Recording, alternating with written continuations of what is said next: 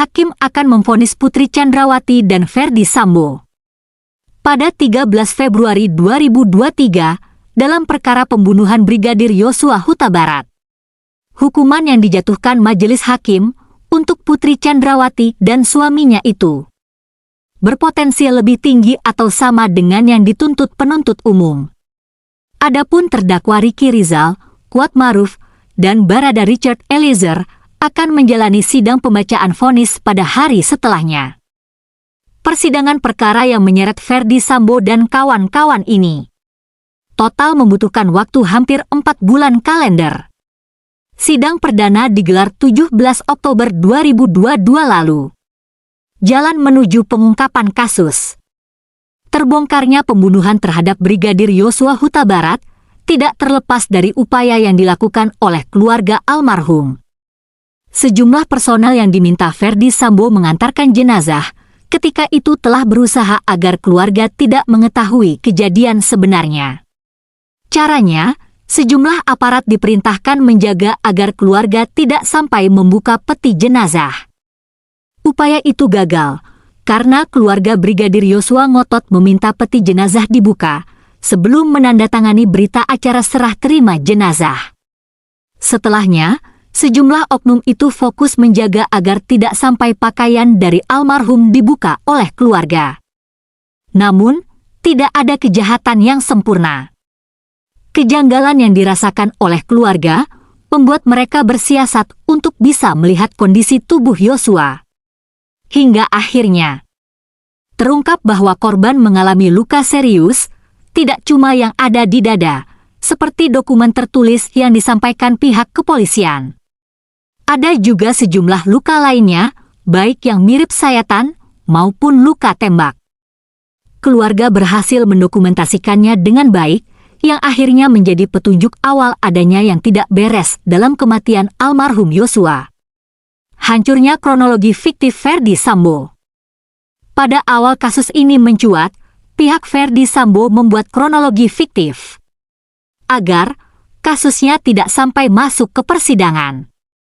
Mereka membuat cerita bahwa Yosua saat itu melakukan pelecehan seksual kepada Putri Chandrawati. Kemudian Putri teriak, suaranya didengar Barada E. Mendengar ada teriakan minta tolong, Barada E mendekat ke arah sumber suara, melihat Yosua di depan kamar Putri, kemudian menanyakan apa yang terjadi. Lalu Yosua membalas pertanyaan itu dengan tembakan. Akhirnya terjadilah baku tembak antara Yosua dengan Barada E, berujung tewasnya Yosua, 8 Juli 2022. Untuk menguatkan skenario itu, ada sejumlah bukti tembakan ke dinding, serta ada pistol jenis HS milik Yosua tergeletak di tangan almarhum. Namun, cerita fiktif yang dibangun itu akhirnya terbongkar. Pada Agustus 2022, Richard Eliezer sudah tidak sanggup lagi menahan kebohongan.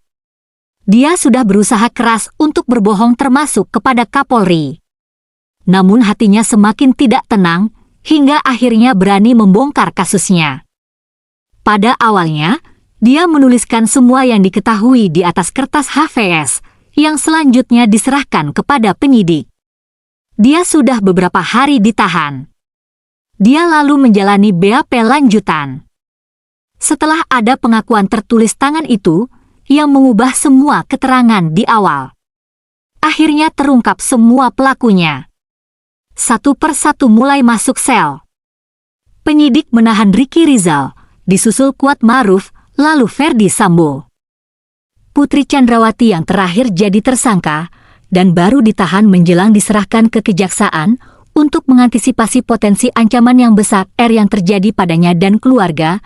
Richard Eliezer mengajukan diri menjadi justice kolaborator, atau tersangka yang bekerja sama dengan penegak hukum membongkar sebuah kasus. Berkat keterangan Richard yang bersesuaian dengan alat bukti, kasus ini pun bisa maju ke persidangan yang diadili di Pengadilan Negeri Jakarta Selatan. Beda keterangan di persidangan. Pada proses persidangan, ada sejumlah perbedaan keterangan yang signifikan antara Barada Richard Eliezer dengan Ferdy Sambo. Perbedaan yang paling utama adalah soal perencanaan, perintah, dan pelaku penembakan. Richard Eliezer dalam keterangan di persidangan menyebut, perencanaan telah dilakukan di Rumah Saguling, Jakarta Selatan. Perencanaan, kata dia, juga diketahui oleh Putri Chandrawati. Mereka bertemu membahasnya beberapa saat setelah tiba dari Magelang. Pada perencanaan itu, sudah diatur juga skenario yang akan disampaikan agar kasusnya bisa SP3. Di proses eksekusi di Duren 3, Richard mengaku 2 orang yang menembak, yakni dia dan Ferdi Sambo. Kemudian soal perintah untuk eksekusi, Richard mengatakan Ferdi Sambo memerintahkan untuk tembak. Adapun Ferdi Sambo bertahan dengan keterangannya bahwa tidak pernah dia merencanakan untuk pembunuhan Yosua. Dia hanya pernah mendiskusikan soal rencana meminta konfirmasi Yosua atas peristiwa pemerkosaan di Magelang. Selanjutnya soal penembakan, dia mengatakan hanya dilakukan oleh Barada Richard Eliezer seorang diri.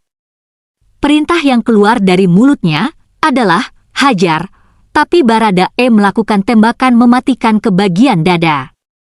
Tuntutan jaksa, putusan hakim jaksa menyampaikan tuntutan agar majelis hakim memberikan vonis pidana penjara seumur hidup untuk Ferdi Sambo dan 12 tahun untuk Barada Richard Eliezer. Sementara untuk Kuat Maruf, Ricky Rizal, dan Putri Chandrawati, penuntut umum meminta agar hakim menghukum mereka 8 tahun. Putusan hakim akan disampaikan mulai 13 Februari 2023.